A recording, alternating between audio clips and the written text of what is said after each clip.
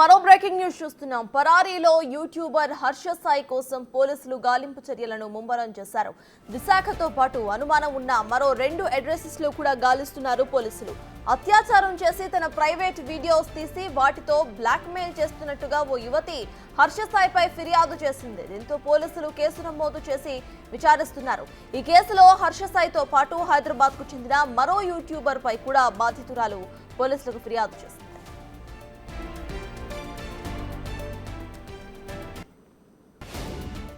అత్యాచార కేసుతో పాటు డబ్బు తీసుకున్నాడని కూడా ఆమె కంప్లైంట్ చేసింది. పెళ్లి చేసుకుంటారని నమ్మించి 2 కోట్ల రూపాయలు తీసుకొని మోసం చేశాడని బాధితురాల ఆరోపణ. అయితే అడ్వకేట్ తో కలిసి నార్సింగ్ పోలీస్ స్టేషన్ లో ఫిర్యాదు చేసింది ఆమె. హర్ష తండ్రి రాధాకృష్ణపై కూడా కేసు పెట్టింది. బాధితురాలు ఫిర్యాదుతో అతనిపై పలు సెక్షన్స్ కింద కేసు నమోదు చేశారు పోలీసులు.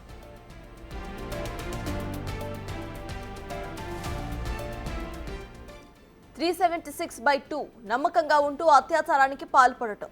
354 కేసు నంబర్ నిరాకరించిన సమయాల్లో దాడి చేయటం. 376N పదే పలు సమయాల్లో అత్యాచారానికి పాల్పడటం వంటి సెక్షన్స్ కింద హర్ష సాయిపై కంప్లైంట్ ఫైల్ చేసినట్టుగా రాజేంద్రనగర్ డీసీపీ శ్రీనివాస్ తెలిపారు. బాధితురాలికి సొంత ప్రొడక్షన్ హౌస్ ఉంది. ప్రియుడు హర్ష సాయితో కలిసి ఓ సినిమా కూడా నిర్మించింది. శ్రీ పిక్చర్స్ బ్యానర్ లో హర్ష సాయి హీరోగా మెగా అనే మూవీని నిర్మించారు. కానీ ఆ సినిమా మధ్యలోనే ఆగిపోయింది.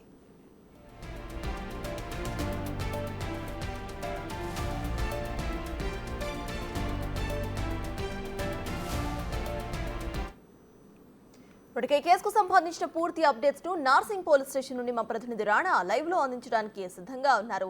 రాణా, చెప్పండి, ప్రెసెంట్ అక్కడ అప్డేట్స్ ఏంటి? పరారీలో ఉన్నట్టు తెలుస్తుంది హర్ష సాయి. ఆయనను పట్టుకోవడానికి ఎటువంటి చర్యలు తీసుకుంటున్నారు?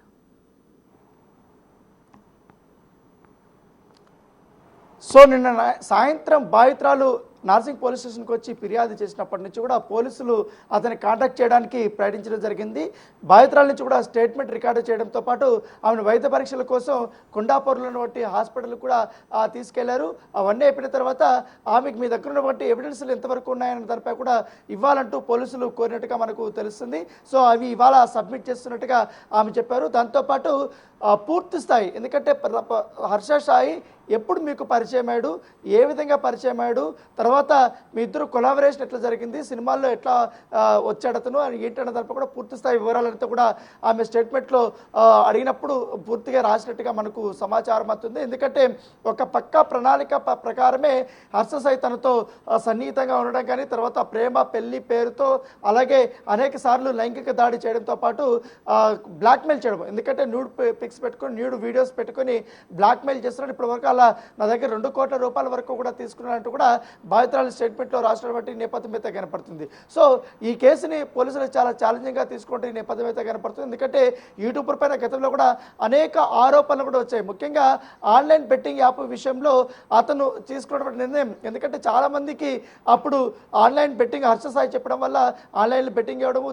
చాలామంది లక్షలాది రూపాయలు కూడా కోల్పోయినటువంటి సందర్భం అయితే కనపడుతుంది. దాంతోపాటు ఎప్పుడైతే హర్ష సాయికి సంబంధించిన విషయం ఆన్లైన్ బెట్టింగ్ యాప్ బయటకు వచ్చిందో, కాంట్రవర్సీగా మారిందో, అప్పుడే ఎవరైతే బాధితురాలు కూడా తనకు సంబంధించిన ఇన్స్టా అకౌంట్లను, తనకు సంబంధించిన యూట్యూబ్ అకౌంట్లను సేమ్ హర్ష సాయి ఏ విధంగా బాధితుల దగ్గరికి వెళ్ళి లేకపోతే పేదవారి దగ్గరికి వెళ్ళి వారి యొక్క కష్ట సుఖాలను తెలుసుకొని వారికి ఉన్నటువంటి అత్యంత అవసరమైన పరిస్థితులు ఏంటో తెలుసుకొని వారికి డబ్బులు ఇవ్వడం ఇవన్నీ చేస్తారు. సేమ్ అట్లనే ఆన్లైన్ బెట్టింగ్ వల్ల మోసపోయినటువంటి డబ్బులు పోగొట్టుకున్నటువంటి వారికి అందరికీ కూడా సేమ్ బాధితురాలు కూడా వెళ్ళి వాళ్ళ దగ్గరికి ఇలాంటి మోసపోద్దండి అనేసి మీకు నేను హెల్ప్ చేస్తానంటూ కూడా ఆమె కూడా సేమ్ రీతిలో వీడియో చేసినటువంటి నేపథ్యం అయితే కనపడితే అప్పట్లో పెద్ద కాంట్రవర్సీ నడిచినటువంటి నేపథ్యం. ఎందుకంటే వీళ్ళిద్దరూ కలిసి ఒక సినిమాను కూడా నిర్మించారు. ఎందుకంటే దానికి ఒక ప్రొడ్యూసర్గా కూడా విక్టిమ్ ఉంది. సో ఆ సినిమాకు కూడా భారీ స్థాయిలో కూడా ఖర్చు పెట్టినట్టు నేపథ్యం కనపడుతుంది. ఎందుకంటే విఎఫ్ఎక్స్ కానీ ఇతర వ్యవహారాలకు కూడా భారీగా డబ్బు ఖర్చు అయినట్టుగా మనకు సమాచారం అవుతుంది.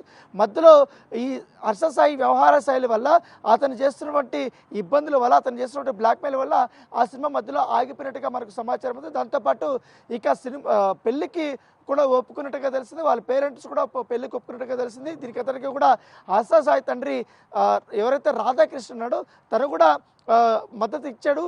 పెళ్లి కూడా డేట్ కూడా ఫిక్స్ చేశాడు. సడన్గా చూస్తే ఈ రకంగా బెదిరింపులు చేస్తే ఆ బెదిరింపులు తీవ్ర స్థాయికి చేరుకోవడంతో నేను పోలీస్ స్టేషన్కి గడప తొక్కానంటూ కూడా బాధితురాలు చెప్పినటువంటి నేపథ్యం అయితే కనపడుతుంది. సో హర్ష సాయి గురించి ప్రత్యేక చెప్పాల్సిన అవసరం లేదు.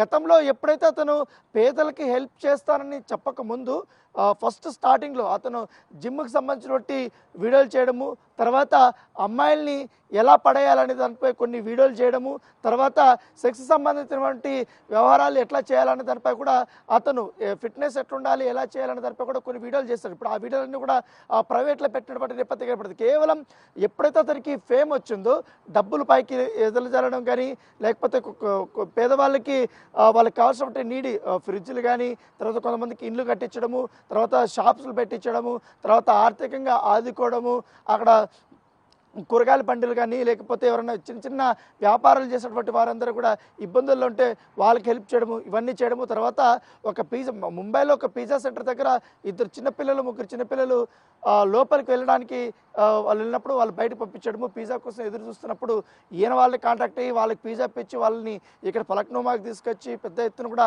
హంగామా చేసినటువంటి నేపథ్యం పడుతుంది. సో ఇవంతా కూడా సోషల్ మీడియాలో కనపడేటువంటి తతంగం అంతా ఒకవైపు వ్యక్తిగత వ్యవహారానికి వ్యక్తిగత విషయాలకు వస్తే మాత్రం టోటల్ ఏదైతే హర్ష సాయికి సంబంధించిన విషయాలన్నీ కూడా చాలా బయటపడతాయనేసి కూడా చాలా సన్నిహితులే చెప్తున్నటువంటి నేపథ్యం కనపడుతుంది. ఎందుకంటే అతను చెప్పే మాటలకి అతను చేసే వ్యవహారానికి చాలా వరకు కూడా తేడాలు ఉంటాయనేసి కూడా వారి సన్నిహితులు చెప్పినటువంటి నేపథ్యం పడుతుంది. సో దాంతోపాటు మాయ మాటలు చెప్పి చాలా వరకు కూడా అతను అత్యాచారాలు పలుమార్లు చేశారనేది కూడా బాధితురాలు ఆరోపించిన నేపథ్యంలో వారికి సంబంధించిన ఫొటోస్ కానీ, గతంలో వాళ్ళు దిగినటువంటి వారు మాట్లాడుకున్న చాట్స్ కానీ, అతను ఏ విధంగా ఫోన్ కాల్స్లో మాట్లాడే అవన్నీ కూడా రికార్డింగ్స్ అన్నీ కూడా నా దగ్గర ఉన్నాయని కూడా బాధితురాలు చెప్తుంది.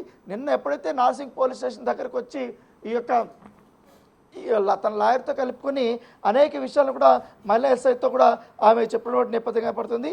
చెప్పి తనకి ఎట్లా కూడా నాకు భయం వేస్తుంది, ఎందుకంటే హర్ష సాయికి కొంతమంది ఫాలోవర్స్ కూడా ఉన్నారు, వారి నుంచి కూడా నాకు థ్రెట్ వచ్చే అవకాశం ఉందనేసి కూడా ఆమె చెప్పినటువంటి నేపథ్యం కనపడుతుంది.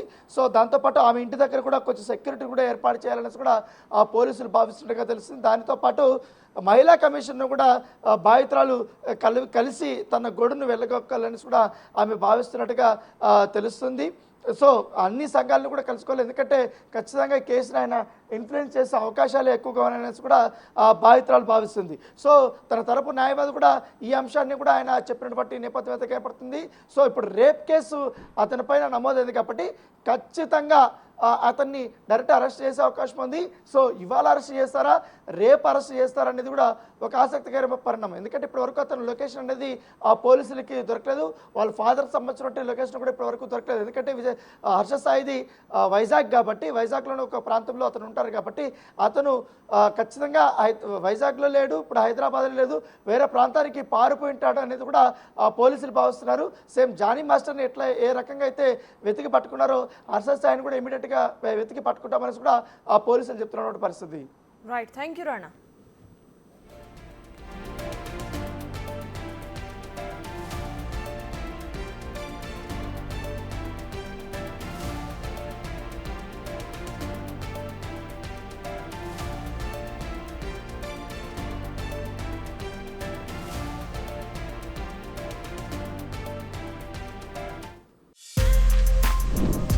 For more videos like this, subscribe Big TV channel.